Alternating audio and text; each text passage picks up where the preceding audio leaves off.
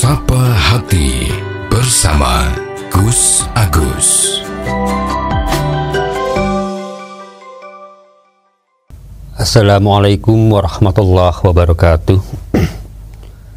Alhamdulillah, bismillah, wala hawla wala quwata illa billah.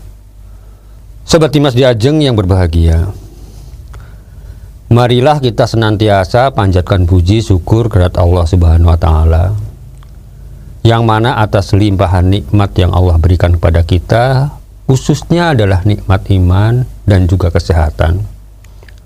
Alhamdulillah, sampai dengan hari ini kita masih bisa berjumpa kembali. Sobat Dimas Diajeng yang berbahagia, beberapa waktu lalu kita sudah menyampaikan perihal bagaimana di dalam menyambut bulan Muharram. Ya, kalau dalam bahasa Jawa itu ya, dalam bulan Jawa itu namanya bulan Suro itu ya, atau bulan Sura. Yang mana ada beberapa amalan yang memang disunahkan yang untuk kita kerjakan sebagai umat muslim. Nah,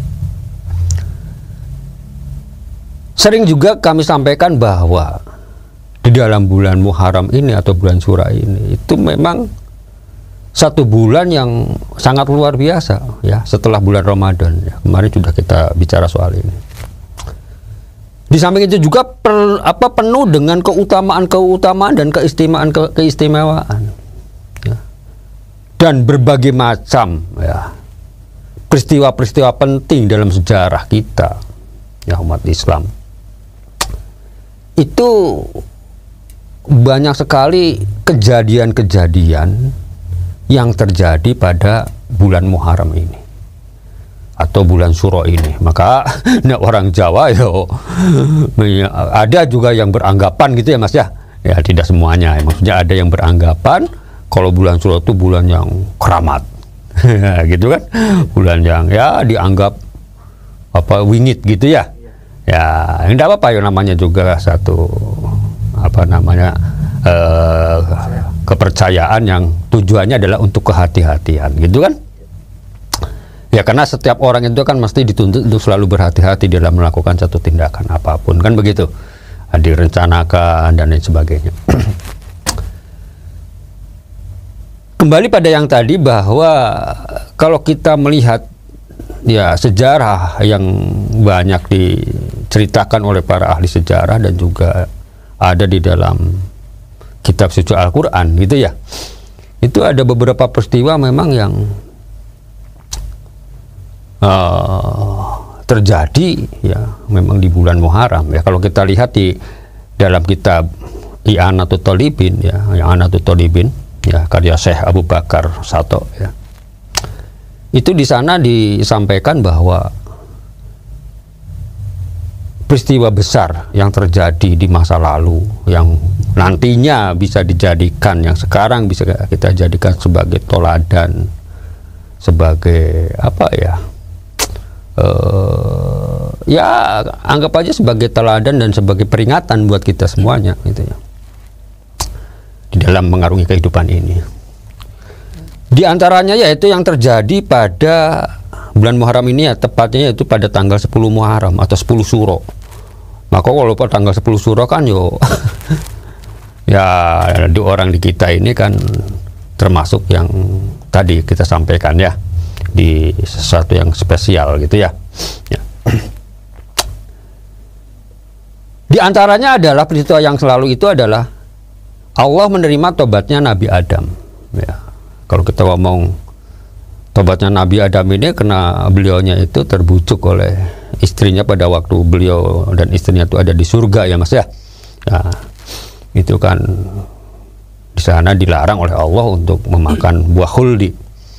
Cuman karena akhirnya istri pengen menikmati buah khuldi ya, padahal buah yang lainnya banyak ya, pokoknya apa aja yang diminta namanya juga di surga kan ya. Yang kita tahu di surga itu kan informasinya adalah apapun gitu kan, yang kita kendaki ya mesti Allah akan mengabulkan gitu kan. Nah, cuman satu ini untuk Nabiullah Adam alaihissalam ini berserta Siti Hawa ini dilarang memakan buah khuldi. Ya karena memang yang namanya iblis itu yo apa namanya, merayunya pinter mungkin ya. Ya, tapi intinya gini ya, artinya sampai terjadi Nabi Adam itu ya istrinya memakan buah huldi itu. Kena pengen itu ya. Karena ini adalah larangan dan akhirnya dilanggar, ya tentu ada konsekuensi, kan begitu. Ya kalau kita ngomong sekarang pun sama saja kan. Ya kalau ada aturan-aturan dilanggar kan pasti ada konsekuensi hukumnya, kan begitu ya. Aturan pemerintah dilanggar ya kita ada konsekuensi hukumnya, gitu kan.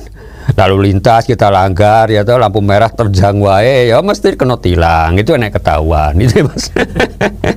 Tapi kalau nggak ketahuan gimana ya, kan nggak ketahuan pun kalau sekarang kan zamannya canggih, sudah pakai alat CCTV gitu kan, tahu-tahu nanti tagihan di STNK membengkak gitu ya. Ya kena ada tambahan ya, kira-kira begitu mungkin ya. Ya juga sama aturan di rumah tangga kita pun sama gitu kan. Ya anak-anak jam sekian harus mulai belajar gitu kan. Ya kalau malam yo di rumah gitu. Anak-anak kita melanggar aturan kan mesti orang tua akan memberikan nasihat atau memberi teguran atau bahkan memberi hukuman gitu kan. Ya hukuman itu kan ya tidak harus hukuman secara fisik kan, enggak. Bisa jadi untuk hukuman itu boleh macam-macam caranya gitu kan. Ada yang menghukum dengan cara menghafal satu pelajaran gitu kan. Ya artinya untuk mendidik gitu ya, untuk mendidik. Ada yang menghafal bacaan Al-Quran, ya semonggo lah. Yang mana secara otomatis selain bermanfaat juga akan membuat si anak itu akan selalu ingat. Nah ini kan aturan yang dilanggar itu mesti mendapat satu sanksi kan begitu. Di perusahaan-perusahaan juga ya sama. Ya orang indisiplin yo. Kalau di perusahaan-perusahaan besar kan ada peringatan 1, peringatan 2 gitu ya Mas. Peringatan 3, 12 itu ya wis ya, di-cut itu ya. Ya ada juga yang tidak penerapan begitu ya, Senin melanggar langsung hilang itu ya, ada juga gitu ya. Artinya yang memang melanggar itu melanggar yang serius gitu ya. Ya, ya ini pun yo sebetulnya satu hal yang memang artinya kita bisa meniru ya dari apa yang memang Allah berikan pada Nabi Adam ini. Karena melanggar akhirnya Nabi Adam dan Siti Hawa ini kan dikeluarkan dari surga, kan begitu ya. Betapa ngerinya lah itu, ibaratnya kalau kita ngomong sebagai manusia biasa ya, yang biasanya makan enak semua serba dicukupi gitu ya, ngomong ya pengen langsung ada gitu kan, yang kenikmatannya luar biasa yang tidak ada di dunia gitu ya, yang jauh lebih ya, ceritanya kan begitu ya. Seperti halnya kita lah ya, seandainya kita ya biasa hidup enak gitu kan, serba-serba selalu dilayani gitu ya Mas. Nah, tiba-tiba kita menjadi orang yang tidak punya atau orang yang sengsara gitu ya. Ini kan otomatis ya, ini manusia biasa seperti kita mesti yo mentalnya down gitu ya. Tapi tidak nih bagi Nabi Adam alaihissalam gitu ya. Karena memang ini udah menerima konsekuensi itu sehingga beliau diturunkan ke muka bumi. Seperti Mas Diajeng yang berbahagia. Ya nanti kita cerita ya soal masalah nabi-nabi ini.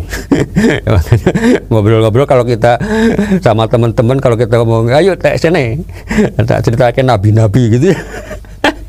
Malah kadang-kadang ada yang ya gonjakan begitu. Tapi tidak apa-apa, memang ini menjadi satu inspirasi, menjadi satu toladan. Kemudian peristiwa berikutnya tanggal 10 Muharram ini ya, itu adalah diangkatnya Nabi Idris alaihissalam ke langit ya. Ini juga satu peristiwa yang sangat luar biasa ya. Ya nanti kita cerita juga lah ya tentang Nabi Idris ini. Ya, kemudian yang berikutnya adalah berlabuhnya kapal Nabi Nuh alaihissalam. Jadi diselamatkannya Nabi Nuh dari ya beliau pada saat zaman itu kan banjir yang luar biasa ya, boleh dikatakan ada yang bercerita dalam sejarah itu ada sepertiga dunia itu memang banjir bandang, apa namanya banjir yang luar biasa, sampai bukit-bukit juga sampai tenggelam gitu kan, karena hebatnya banjir itu. Dan akhirnya Nabi Nuh selamat ya beserta kaumnya yang beriman itu, beserta juga beberapa pasang hewan gitu ya. Nah itu ya peristiwanya itu terjadi pada tanggal 10 Muharram. Ini kalau kita lihat di kitab I'anatul Talibin ya.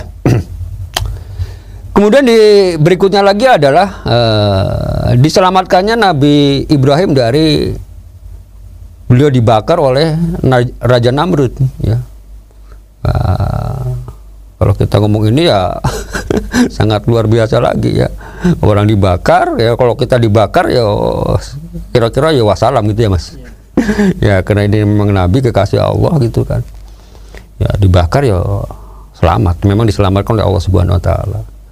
Ya, nah ini peristiwa selamatnya beliau dari api yang membakar dirinya itu ya terjadi pada tanggal 10 Muharram atau 10 Syuro. Nah, kemudian juga ada peristiwa lain yang juga tidak kalah penting, yaitu diturunkannya kitab Taurat ya. Nah, mungkin kita sering dengar juga ada kitab Taurat gitu ya. Ada Injil, ada Taurat, ada Al-Qur'an gitu ya. Nah ini kitab Taurat ini diturunkan pada Nabi Musa alaihissalam ya. Nah ini pun pada saat diturunkannya kitab Taurat pada Nabi Musa alaihissalam, nah, ini terjadi pada tanggal 10 Muharram atau 10 Syuro. Kemudian juga dibebaskannya Nabi Yunus alaihissalam ya dari penjara ya. Dulu kita lihat pernah cerita soal masalah Nabi Yusuf ya, maksud saya Nabi Yusuf ya dari penjara ya, setelah adanya